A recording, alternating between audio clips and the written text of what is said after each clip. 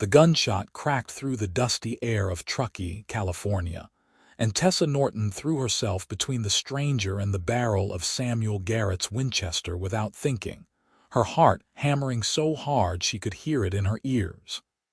"Get out of my way, woman." Samuel's face was twisted with rage, his weathered features contorted into something ugly and dangerous. The stranger behind her, a lean man with dark hair and startled gray eyes, remained silent, his hands raised in a gesture of peace that Samuel clearly had no intention of honoring. "He didn't steal from you," Tessa said, her voice steadier than she felt. The afternoon sun beat down on the main street of Truckee, and she could feel the weight of a dozen eyes watching from storefronts and doorways. It was June of 1878, and the mountain town was bustling with miners, loggers, and railroad workers, but not a single soul stepped forward to help. "I saw what happened. Your horse bolted on its own when that wagon backfired. This man was just trying to calm it down." Samuel's lip curled. "You calling me a liar? I'm calling what I saw the truth." Tessa held her ground, though her knees felt weak. She had known Samuel Garrett her whole life, known him to be a man quick to anger and slow to reason. She also knew he was the wealthiest landowner in the county, a man whose word carried weight in every establishment from the general store to the courthouse. The stranger's voice came from behind her, low and urgent. "Miss, you don't have to do this." "Someone does," she replied without turning around. Samuel lowered the rifle slightly, but his eyes remained hard as flint. "You're making a mistake, Tessa. Your pa owes me money on that property of yours. You really want to test my patience right now." The words hit her like a physical blow. Her father had died 3 months ago, leaving her with the small ranch house on the edge of town and debts she had been scrambling to understand. She had known about the loan, but she had thought she had time to sort it out. "That's got nothing to do with this," she said, but her voice wavered. "It's got everything to do with it." Samuel spit into the dirt. "You've got until Friday to pay what's owed, or I'm taking the property. And if you keep defending thieves and liars, you can consider that deadline moved up." He swung his gaze to the stranger. "You better be gone from this town before sunset, boy, or next time she won't be able to step between us." Samuel turned and stalked away, his boots thudding heavily on the wooden boardwalk.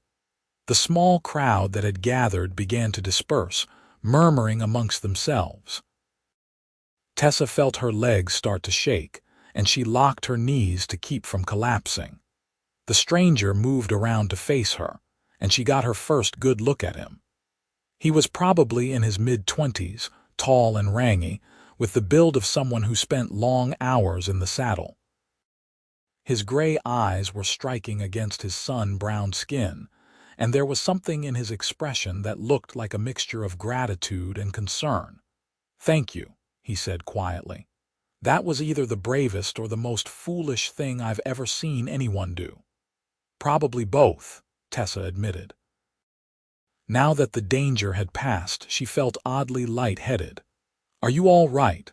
Better than I deserve to be, thanks to you." He glanced in the direction Samuel had gone. "Is it true what he said about your property?" Tessa wrapped her arms around herself, though the day was warm.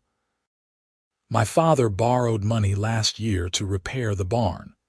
He was planning to pay it back after we sold our cattle, but then he took sick, and everything just fell apart."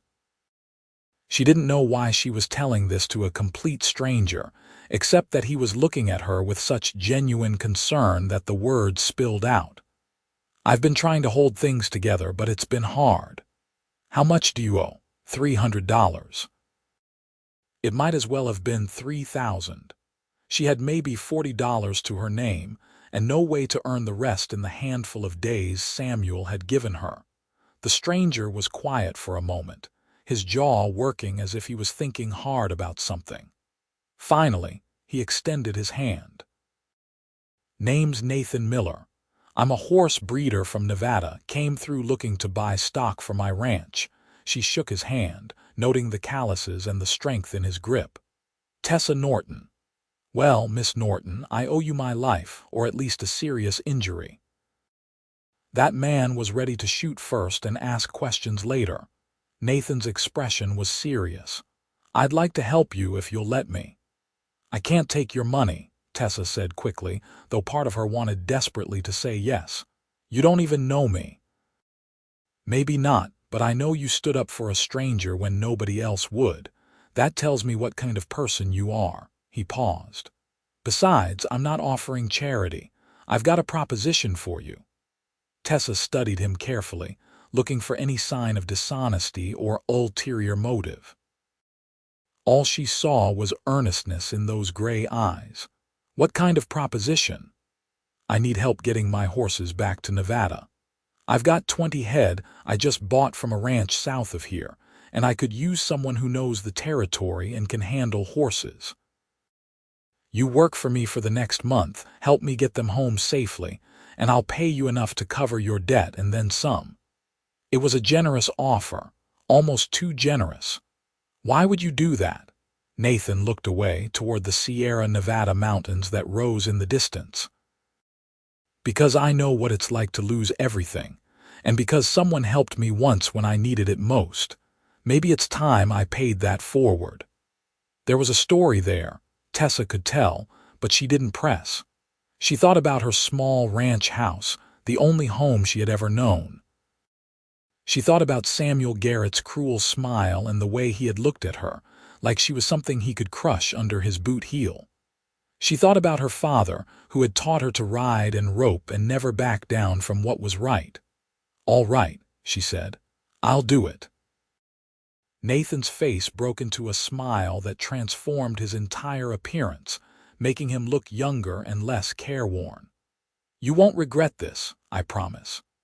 Tessa hoped he was right. They arranged to meet at dawn the next morning at the stockyard where Nathan's horses were being held. Tessa spent the evening packing her saddlebags with clothes and supplies, moving through the house that suddenly felt too quiet and empty. She ran her hand along the kitchen table her father had built, over the quilt her mother had stitched before she died when Tessa was just a girl. Everything here held a memory, and the thought of losing it made her chest ache, but she had made her choice. And maybe, just maybe, this stranger with the gray eyes and the kind smile would be the answer to her prayers. She arrived at the stockyard just as the sun was painting the sky pink and gold. Nathan was already there, checking over the horses with an expert eye. They were beautiful animals, a mix of bays and chestnuts and one striking palomino that caught Tessa's attention immediately. That's Sunrise, Nathan said, noticing her interest. She's got the best temperament of the bunch, smart as a whip, too. She's gorgeous. Tessa approached slowly, letting the mare catch her scent before reaching out to stroke her neck. Sunrise whickered softly and leaned into the touch. You've got a way with horses, Nathan observed. Your father teach you. He taught me everything. Tessa felt the familiar pang of grief but pushed it down. There would be time for mourning later. Right now, she needed to focus on saving her home. They spent the morning preparing for the journey, organizing the horses into a manageable string and packing supplies onto 2 sturdy pack animals. Nathan worked efficiently, and Tessa found herself impressed by his knowledge and his gentle handling of the stock. He never raised his voice or his hand, just used quiet words and patient gestures to guide the animals where he wanted them. You really love this, don't you? She asked as they paused for a water break. Nathan looked at the horses, and his expression softened. Horses saved my life once. Literally. I was 16, wandering around after my parents died of cholera, no home, no family, no purpose. A rancher named Thomas Mackenzie took me in, taught me everything about breeding and training horses, gave me a reason to keep going. He took a long drink from his canteen. He died 2 years ago and left me his ranch in Nevada. It's a good spread, but it's a lot of work for one person. That's why I'm building up the herd, hoping to hire some help eventually. Sounds like he was a good man. The best. Nathan's voice was thick with emotion. I think about him every day. They fell into a companionable silence, and Tessa found herself studying Nathan when she thought he wasn't looking. There was something solid about him, something dependable. He moved with the easy confidence of someone comfortable in his own skin. And when he smiled, which was often, it reached all the way to his eyes. They set out mid-afternoon, wanting to make a few miles before nightfall. The trail from Truckee toward Nevada wound through dense pine forests and along mountain streams that ran cold and clear with snowmelt. The horses moved well together, and Tessa took up position at the rear of the string, keeping an eye out for stragglers while Nathan led from the front. As the sun began to sink toward the horizon, they made camp in a meadow beside a rushing creek. Nathan proved to be as capable at camp making as he was with horses, efficiently building a fire and setting up their bedrolls at a respectful distance from each other. Tessa appreciated his thoughtfulness. She barely knew this man, after all, despite the fact that she was trusting him with her future. "Tell me about your ranch," Nathan said as they sat by the fire, eating simple fare of beans and bacon. "What will you do with it once we get back and you've paid off Garrett?" Tessa poked at the fire with a stick, watching the sparks spiral up into the darkening sky. "I've been thinking about that.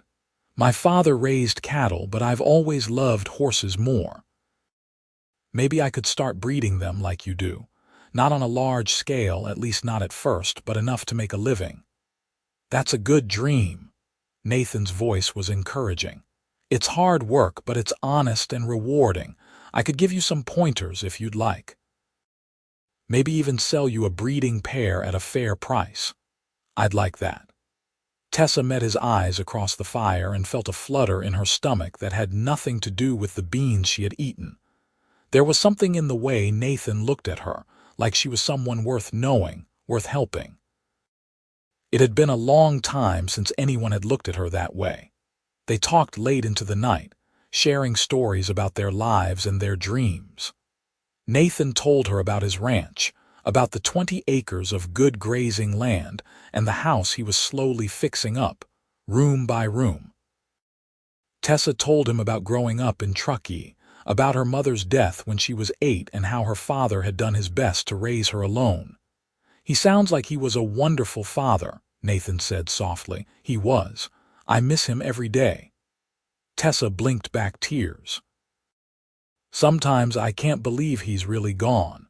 I keep expecting him to walk through the door, asking what's for supper." Nathan reached across the fire and briefly squeezed her hand. The gesture was simple but comforting, and Tessa felt something shift in her chest. This man, this stranger she had defended in the street just yesterday, was quickly becoming something more. A friend, perhaps, or maybe, her traitorous heart whispered, something even deeper. They rose with the sun the next morning and continued their journey eastward. The trail grew steeper as they climbed into the mountains, and Tessa was grateful for her years of experience in the saddle. Nathan navigated the terrain with ease, always seeming to know the best path to take, the safest place to ford a stream or rest the horses. "You've done this route before," Tessa observed. "A few times. I came through Truckee last year looking for breeding stock, but the timing wasn't right. This year I got lucky." He glanced back at her. In more ways than one. The compliment, subtle as it was, made Tessa's cheeks warm. She ducked her head, pretending to adjust her reins. They made good time over the next several days, falling into an easy rhythm of traveling, making camp and sharing meals by the fire. Tessa found herself looking forward to the evenings most of all, when the work was done, and they could simply talk. Nathan had a dry sense of humor that caught her off guard and made her laugh in a way she hadn't since her father's death. He was also remarkably easy to talk to, listening with genuine interest when she spoke, and never making her feel foolish for her opinions or dreams. On the fifth night, as they camped in a high mountain valley with stars spread across the sky like diamonds on black velvet, Nathan taught her to identify constellations she had never noticed before. "That's Cassiopeia," he said, pointing to a distinctive W shape. "And that's the Big Dipper, which you probably know. Follow the edge of the cup and it points right to the North Star." Tessa followed his finger, marveling at the vastness of the sky. "How do you know all this?" "Thomas taught me. He used to say that a man who could read the stars would never be lost, no matter how far from home he wandered." Nathan's voice was reflective. "I think he meant it to be about more than just navigation." "What do you think he meant?" Nathan was quiet for a long moment. "I think he meant that if you have something to guide you, something you believe in, you can find your way through just about anything." Tessa turned her head to look at him and found him already watching her. In the starlight, his features were softer, more vulnerable. "What guides you, Nathan?"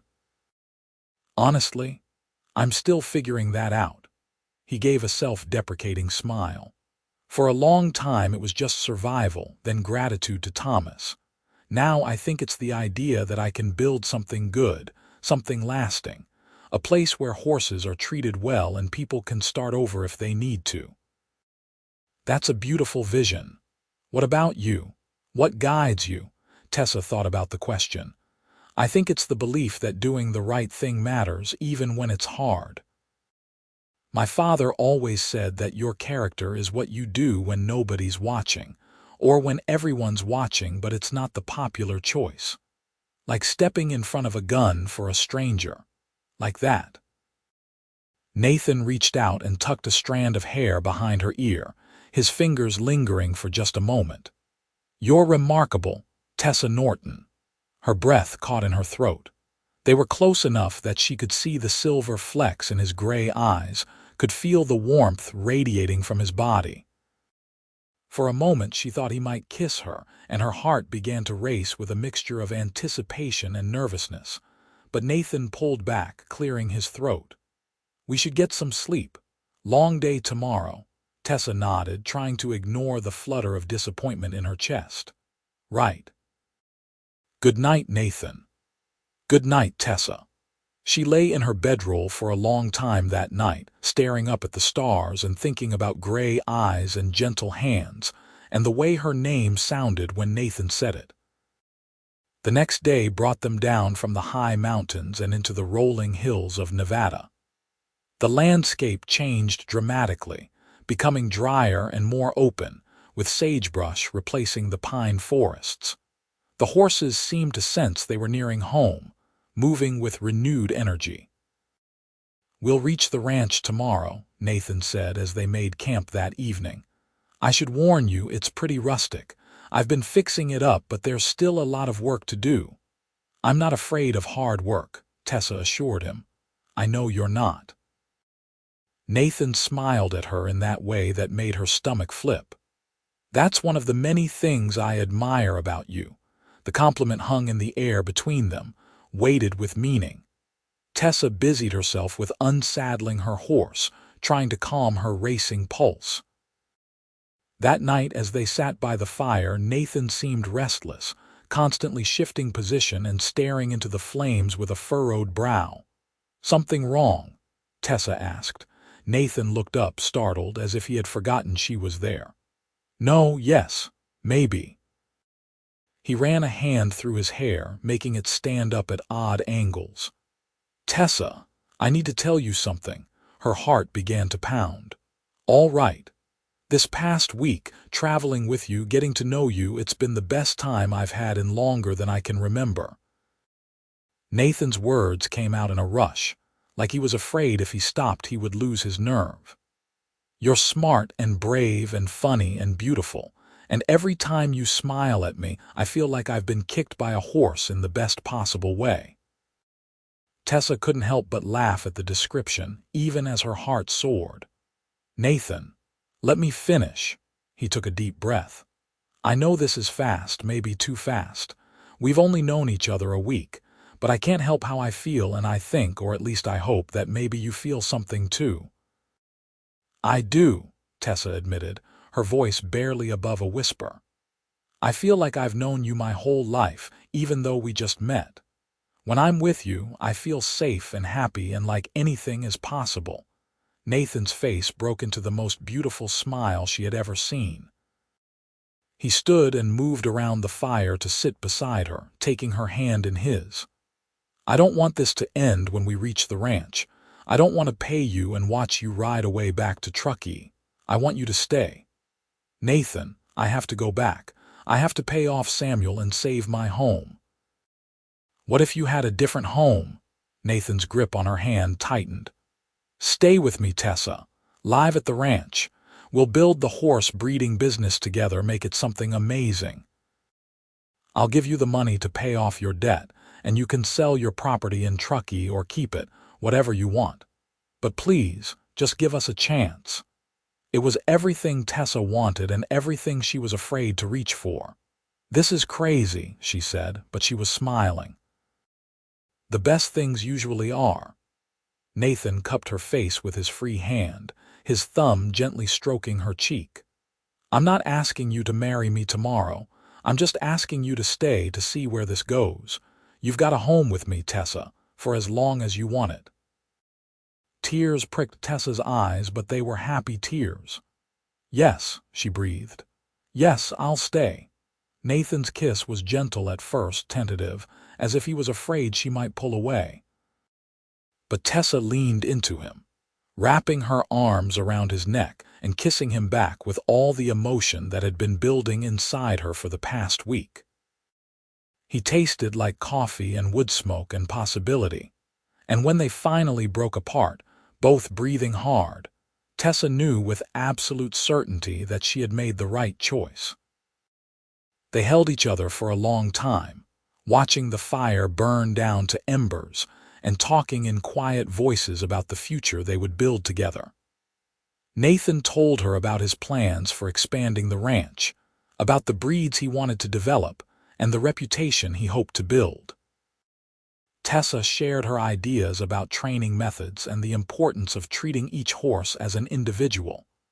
Their visions meshed perfectly, complementing each other in ways that felt almost magical. "We're going to do great things together," Nathan murmured against her hair. "Yes," Tessa agreed, feeling more content than she had in months. "Yes, we are." They reached Nathan's ranch the next afternoon, and Tessa's first glimpse of it made her heart sing. The house was a sturdy log structure with a wide front porch and a stone chimney. Behind it stood a large barn, several corrals and pastures that stretched toward distant hills. It wasn't fancy, but it was solid and well-maintained, the kind of place that could become a real home with time and effort. "Welcome to the Miller Ranch," Nathan said, and she could hear the pride in his voice. "Or it will be the Miller Ranch once I get around to making a sign." "It's perfect," Tessa breathed. Over the next few days, they worked together to settle the new horses into the existing herd and begin the process of evaluating each one for breeding potential. Tessa proved to have a keen eye for conformation and temperament, and Nathan valued her input on every decision. They fell into an easy partnership, working side by side from dawn until dusk, and Tessa found herself falling more in love with Nathan with each passing day. In the evenings, after the work was done, they would sit on the porch and watch the sun set over the Nevada hills. Nathan would play a battered old guitar that had belonged to Thomas, and sometimes Tessa would sing along, her voice clear and sweet in the desert air. They talked about everything and nothing, learning the small details that made each other unique. Nathan's favorite color was blue, the color of the sky at dawn. Tessa loved thunderstorms but was terrified of spiders. Nathan could cook surprisingly well but couldn't sew a straight seam to save his life. Tessa could shoot a rifle with deadly accuracy but couldn't carry a tune when it came to instrumental music. A week after they arrived at the ranch, Nathan made good on his promise, handing Tessa an envelope containing $350. "The extra $50 is for your travel expenses back to Truckee and to give you a buffer," he explained. Tessa stared at the money, feeling its weight in her hands. This was more than she had ever held at one time. "Nathan, this is too much. It's what we agreed on." Nathan closed her fingers around the envelope. "You earned every penny, Tessa, and I won't hear any argument about it." Tessa threw her arms around him, hugging him tight. "Thank you for everything." "You don't have to thank me." Nathan kissed the top of her head. "You saved my life, remember? And you saved mine right back." 2 days later, Tessa rode back to Truckee, her saddlebags heavy with money and her heart heavy with the temporary separation from Nathan. He had wanted to come with her, but they had agreed that one of them needed to stay and mind the ranch.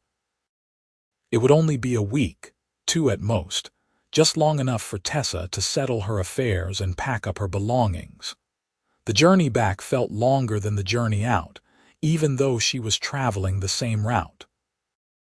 Tessa found herself missing Nathan constantly, remembering the way he laughed at her jokes, the way his hand felt in hers, the way he looked at her like she was the most important person in the world.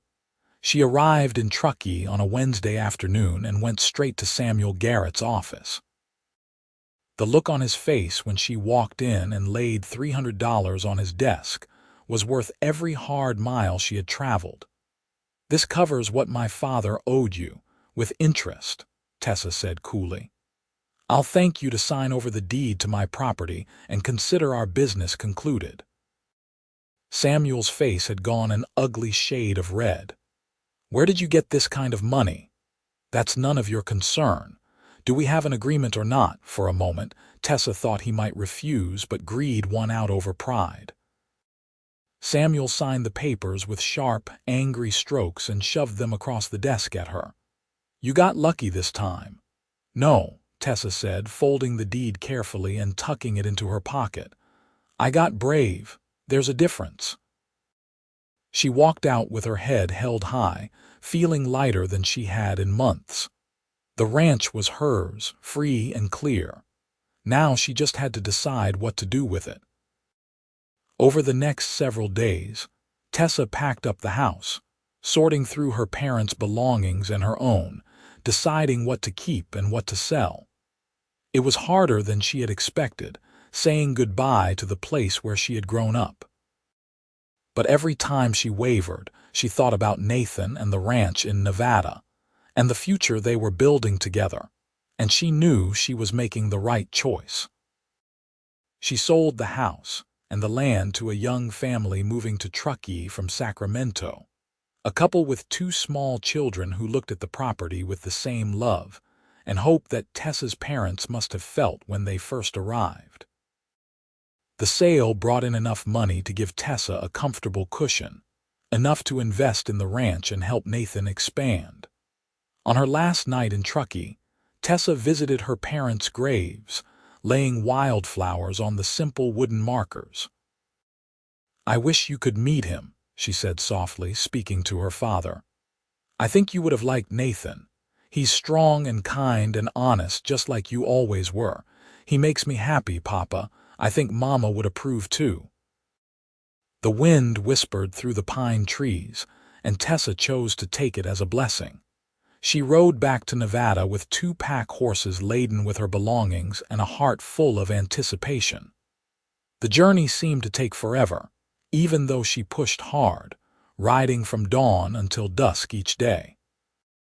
Finally, on the afternoon of the 7th day, she crested a hill and saw the ranch spread out below her.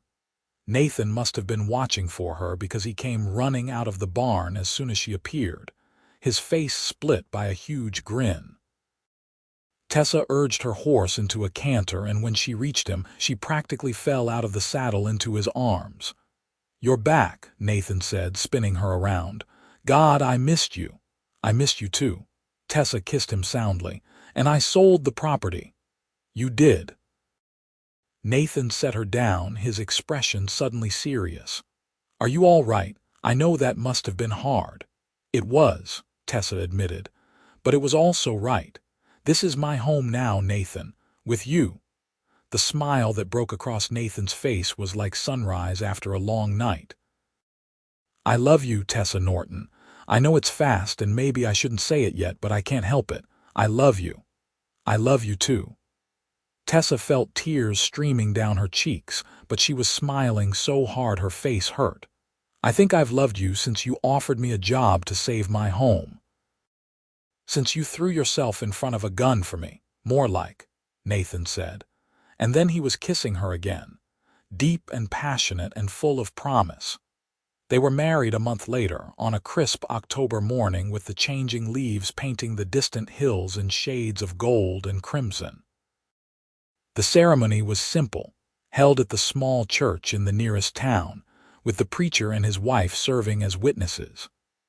Tessa wore a simple dress of cream-colored cotton that she had sewn herself, with wildflowers woven into her dark hair.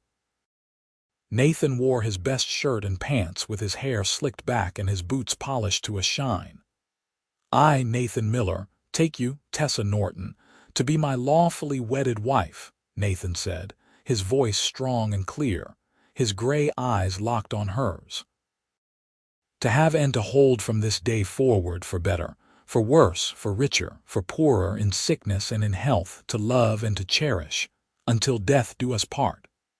When it was Tessa's turn, her voice shook with emotion, but she got through the vows without crying. "I, Tessa Norton, take you, Nathan Miller, to be my lawfully wedded husband. To have and to hold from this day forward, for better, for worse, for richer, for poorer, in sickness and in health, to love and to cherish, until death do us part." The preacher pronounced them husband and wife, and when Nathan kissed her, Tessa felt like her heart might burst with happiness. They rode back to the ranch together, Nathan's arms around Tessa's waist as they shared a horse, both too happy to care about practicality. The house had never looked more welcoming, and when Nathan carried her over the threshold, Tessa felt a sense of rightness settle into her bones. "Welcome home, Mrs. Miller," Nathan murmured against her ear. "I like the sound of that," Tessa replied and kissed her husband. That night, they lay together in the big bed Nathan had built with his own hands, the windows open to let in the cool night air and the sound of the horses moving peacefully in the pastures. Nathan traced lazy patterns on Tessa's shoulder, and she rested her head on his chest, listening to the steady beat of his heart. "Tell me what you're thinking," Nathan said softly. "I'm thinking about how different my life is from what I thought it would be 3 months ago," Tessa replied honestly. "How much has changed? Good different or bad different? Good, definitely good." She propped herself up on one elbow to look at him. "If someone had told me that defending a stranger would lead to all this, I wouldn't have believed them." Nathan reached up and cupped her face, his touch infinitely gentle.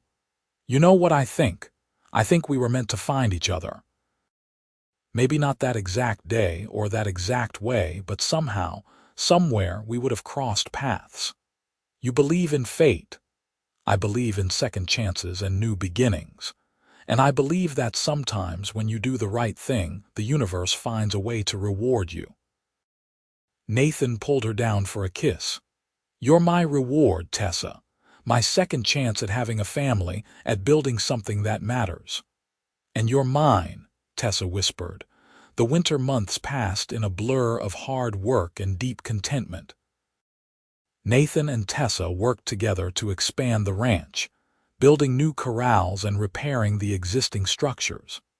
They spent long hours training the horses, developing a reputation for producing quality animals with excellent temperaments. Word spread.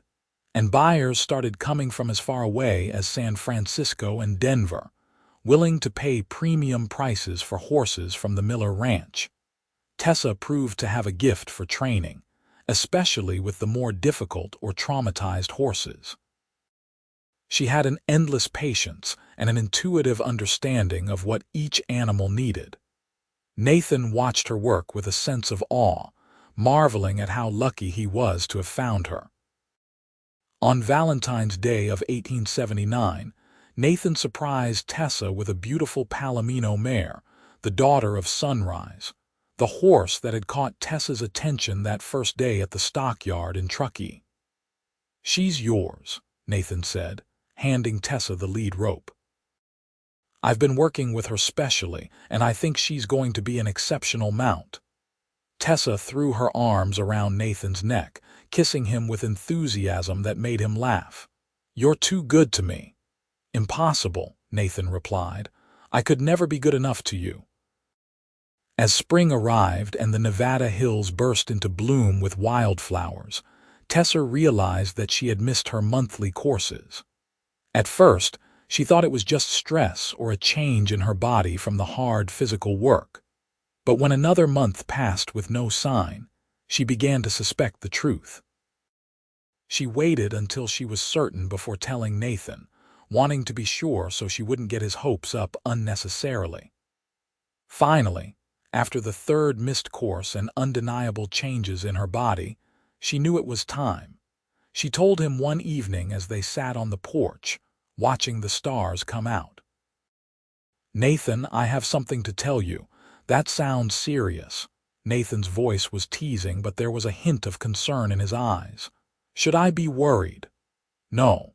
Tessa took his hand and placed it on her still flat stomach. "You should be excited. We're going to have a baby."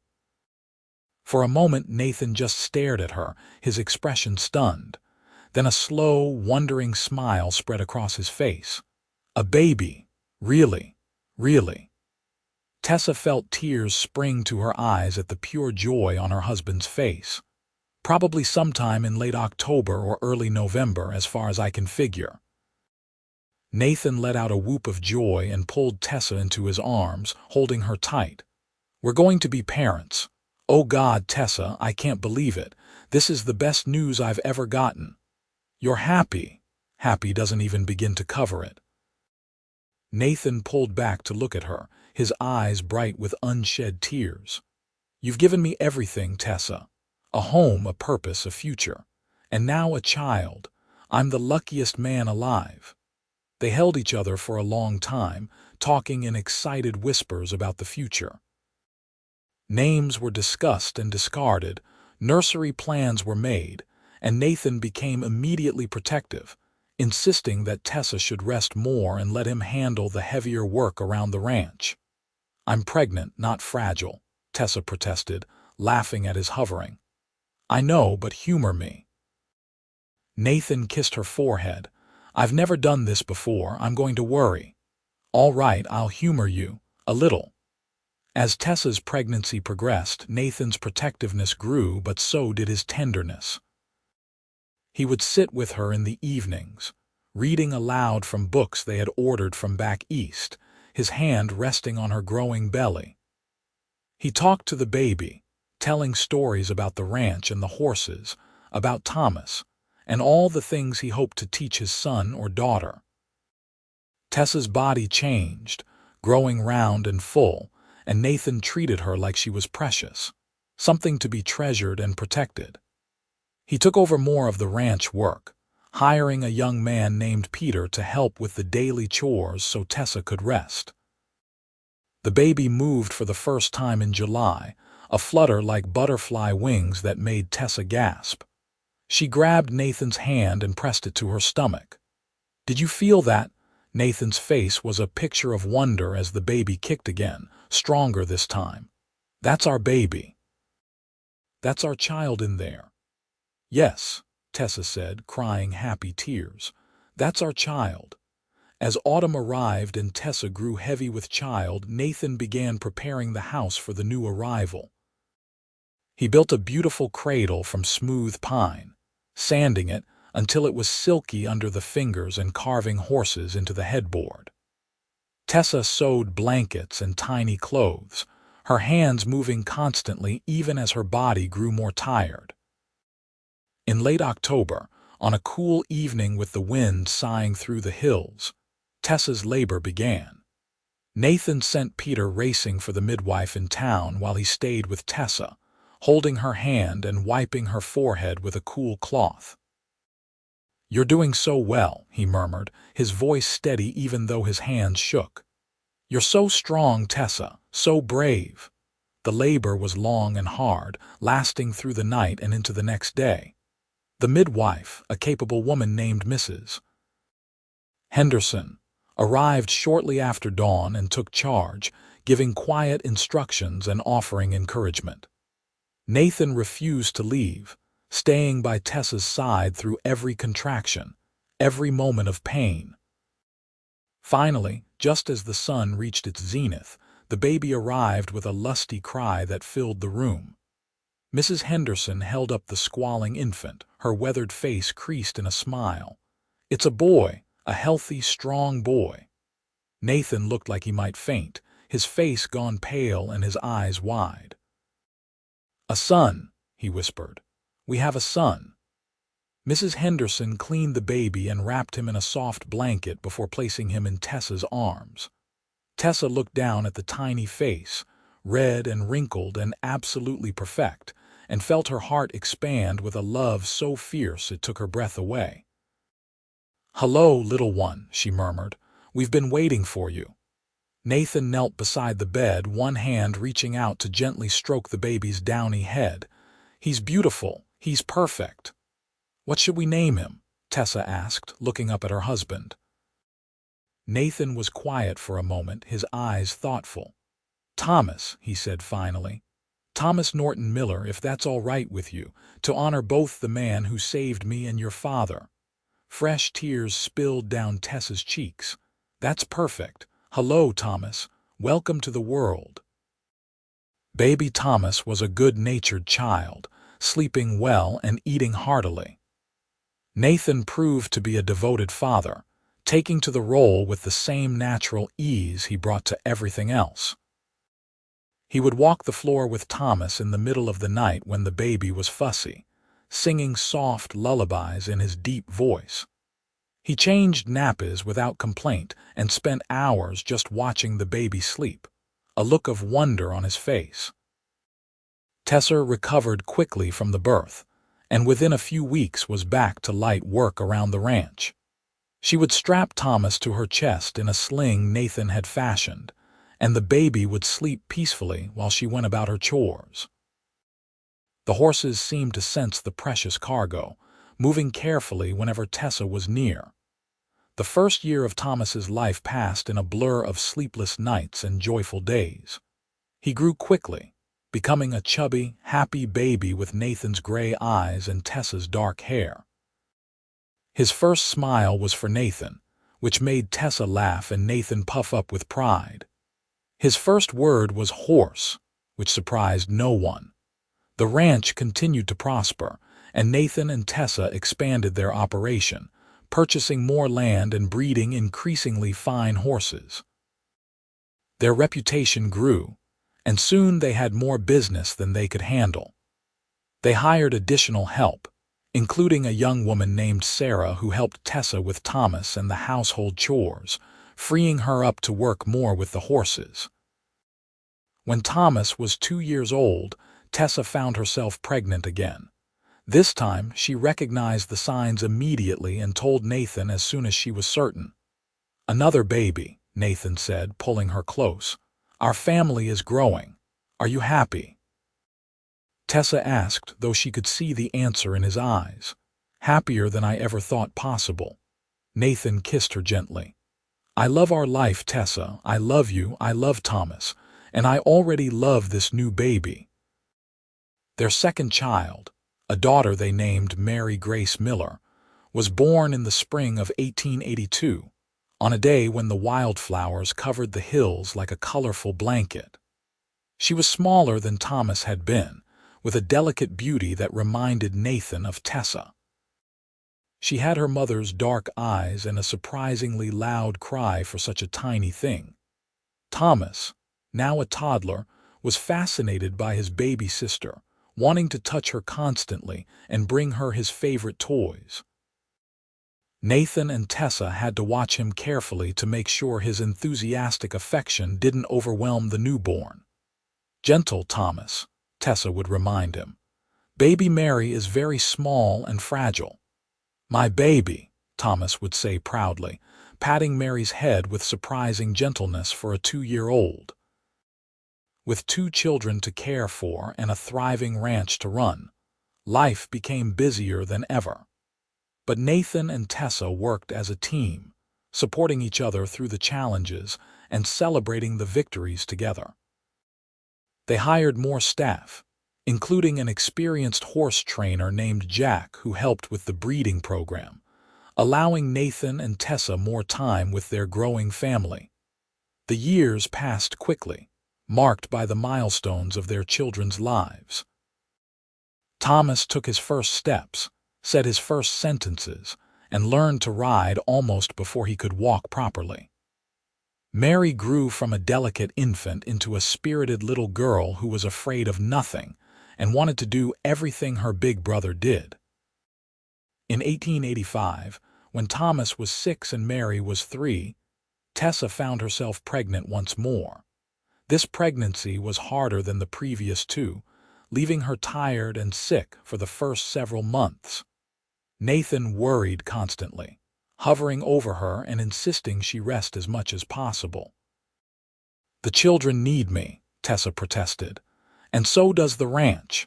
"The children have me and Sarah, and the ranch has Jack and Peter," Nathan replied firmly. "What we all need is for you to take care of yourself and this baby."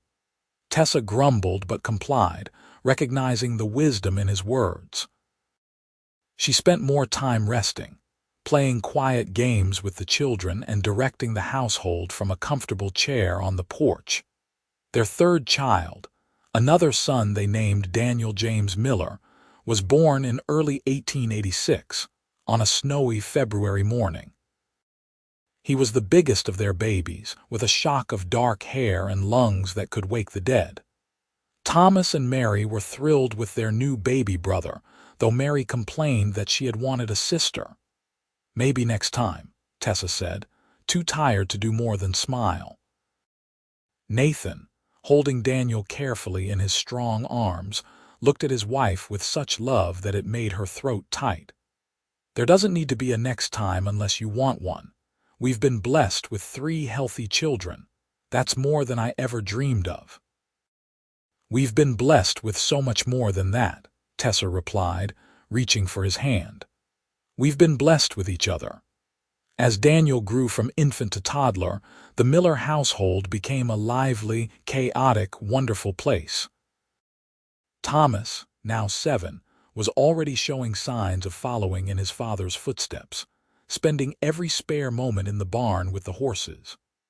Mary, at 4, was her father's shadow, following Nathan everywhere and asking an endless stream of questions about everything. Daniel was a happy, easy-going baby who seemed content to watch his older siblings with wide, curious eyes. The ranch continued to thrive, becoming one of the most respected horse breeding operations in Nevada. Buyers came from across the West, and Nathan and Tessa's horses were winning ribbons at shows and fairs. They had accomplished everything they had dreamed of and more. One evening in the summer of 1888, Nathan and Tessa sat on the porch together, watching their 3 children play in the yard. Thomas, now 8, was teaching 6-year-old Mary how to throw a rope, while 2-year-old Daniel toddled after them, laughing with delight. "Can you believe this is our life?" Tessa asked, leaning against Nathan's shoulder. 10 years ago, I was standing in a dusty street in Truckee, terrified I was about to lose everything. And now look at us." Nathan wrapped his arm around her, pulling her close. 3 beautiful children, a successful ranch, and more love than I know what to do with. You ever regret it? Taking a chance on a woman you barely knew, Nathan turned to look at her, his gray eyes serious. Never. Not for 1 second. You're the best thing that ever happened to me, Tessa. You and our children. Everything good in my life started the day you stepped between me and that gun. I'm glad I did. Tessa kissed him softly. I'd do it again in a heartbeat. Please don't, Nathan said with mock horror. My heart couldn't take it. They laughed together, comfortable and content in the life they had built. The sun set over the Nevada hills, painting the sky in shades of gold and pink, and the sound of their children's laughter filled the air. As the years continued to pass, the Miller family grew and flourished. Thomas became an expert horseman, working alongside his father and showing a natural gift for training. Mary developed a talent for bookkeeping and took over managing the business side of the ranch, much to everyone's surprise and delight. Daniel, the baby, grew into a gentle-souled young man who had a special gift with injured or traumatized horses. Nathan and Tessa grew older together, their love deepening with each passing year. They celebrated anniversaries and birthdays, weathered droughts and hard winters, and supported each other through every challenge.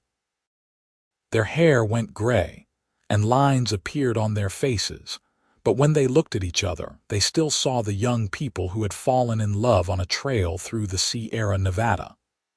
On their 20th wedding anniversary in 1899, Nathan surprised Tessa with a new sign for the ranch. It read Miller Family Ranch in bold letters with smaller text underneath. Established 1878, home of champions. You built this place as much as I did, Nathan said as they stood together, looking at the sign. More, maybe. It's not just my ranch, it's ours. It's our family's legacy. Tessa leaned against him, feeling the solid warmth of the man she loved. Thank you, Nathan, for everything. For saving me when I had lost hope, for giving me a home and a family and a purpose. You saved me first, Nathan reminded her, in every way that matters. Their children married and started families of their own, though Thomas and Daniel both chose to stay on the ranch, building houses on the property and continuing the family business. Mary married a banker from town and moved to Virginia City, though she continued to help manage the ranch's finances. The Miller Ranch expanded across generations, becoming a dynasty of sorts, known throughout the West for producing the finest horses. Nathan and Tessa became grandparents, then great-grandparents, watching with joy as their family tree grew branches and blossomed. They spent their later years teaching the younger generations, passing on not just their knowledge of horses, but also the values that had guided their lives: integrity, courage, kindness, and love. On a warm spring evening in 1915, Nathan and Tessa sat together on the same porch where they had spent so many evenings over the years. Nathan was 73 now, his dark hair gone silver, his body still strong but moving more slowly. Tessa was 71, her face lined with decades of laughter and sunlight, but still beautiful in Nathan's eyes. Their great-grandchildren played in the yard, the sound of their laughter a perfect echo of Thomas, Mary, and Daniel all those years ago. The ranch spread out before them, prosperous and peaceful, a testament to everything they had built together. You remember that day in Truckee? Tessa asked softly. When I stepped in front of that gun, every detail, Nathan replied, taking her hand. I remember thinking you were either the bravest or the craziest person I'd ever met. And what do you think now? Nathan lifted her hand to his lips, kissing it gently. I think you were an angel sent to save me. I think every day since then has been a gift. And I think I'm the luckiest man who ever lived. I love you, Nathan Miller. Tessa rested her head on his shoulder, just as she had done countless times over the past 37 years. Today, tomorrow, and always. And I love you, Tessa Miller. You gave me more than a home. You gave me a life worth living." They sat together in the gathering twilight, surrounded by the legacy they had created, the family they had raised, and the love that had sustained them through everything. The sun set over the Nevada hills one more time, painting the sky in glorious shades of gold and crimson, and Nathan and Tessa Miller knew without any doubt that they had lived a good life, a full life, a life rich with love and purpose and joy. The story that had begun with a gunshot in a dusty street in Truckee, California, had become a love story for the ages, a testament to the power of courage, the beauty of second chances, and the enduring strength of true love. It was a story they would tell and retell to their grandchildren and great-grandchildren, a story that would be passed down through generations as proof that sometimes doing the right thing led to the most wonderful consequences, and that when you opened your heart to love, miracles could happen. As the stars began to appear in the darkening sky, Nathan and Tessa held hands and watched their family, knowing that this moment, like so many others they had shared, was precious and perfect and exactly where they were meant to be. They had found their home in each other, and nothing could ever take that away. The Miller Ranch would continue for generations to come, a living legacy of the love between a brave woman who defended a stranger and the cowboy who told her, "You've got a home with me." And through all the years that followed, through all the changes and challenges that time would bring, that love remained constant, a beacon of light in the darkness, a promise kept, a home found, and a life lived fully and well together until the very end.